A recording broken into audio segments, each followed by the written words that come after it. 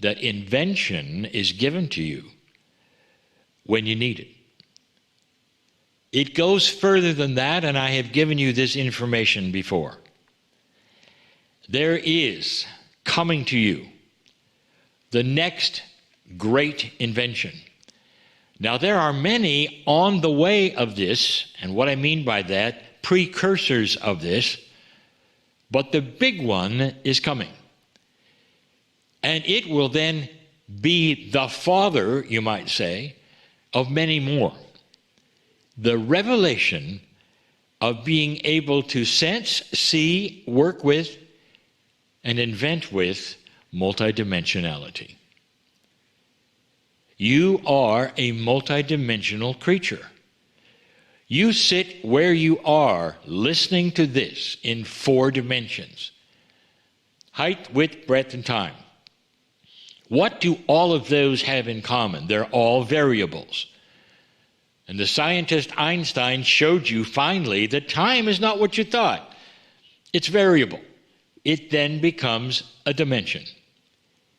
So here you sit in these 4, and yet physicists are telling you, well, there's a lot more of them. There may be 20, 30, maybe more. As defined by what dimensions are, physicists say there are a lot of them. Physicists study quantum things, multidimensional things outside of 4 dimensions.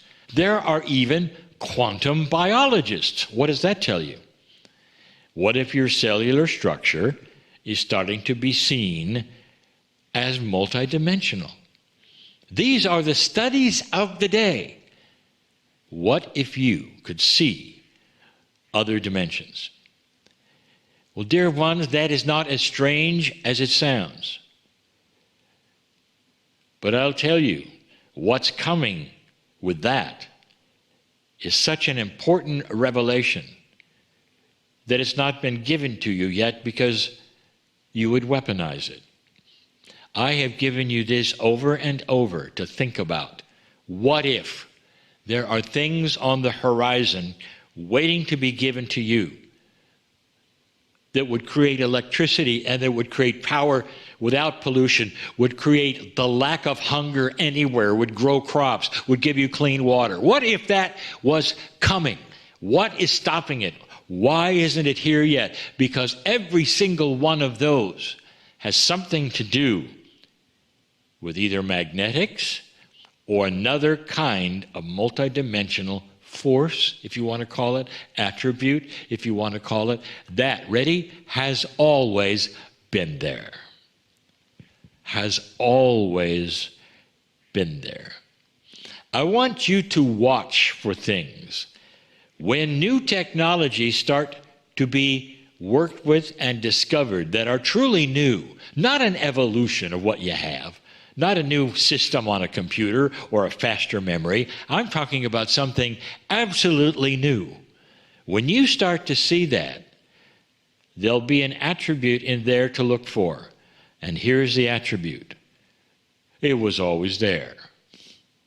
That whoever discovered it and is now working on it found that in the ancients, or found that in some inventor's workbook, who you know. This is what I'm telling you. This planet of yours sits in front of you with everything you ever need, without polluting it. Everything you ever need to feed the masses, those who are still coming on this earth. The billions to arrive won't be hungry. There are things here. They haven't yet been given. Because in order for you to see multidimensional things, there will be giant revelations of who you are. Imagine for just a moment that there's something coming to allow you to see multidimensionality, and you say, that is so cool, that is so good. What would happen if you turned that instrument and looked at a human?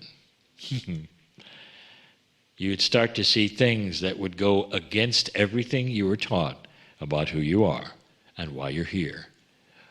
Pieces and parts of your very soul would start to show. Do you see how that might be an issue without an evolved consciousness on this planet that was ready for that kind of an allowance? Dear ones, I am in love with all of you, and I am telling you a truth. Does God create the future? No, you do. But there are enhancements, nudges along the way for you to use. That's because Spirit is in love with humanity. I am as well. Bless you all for listening. And so it is.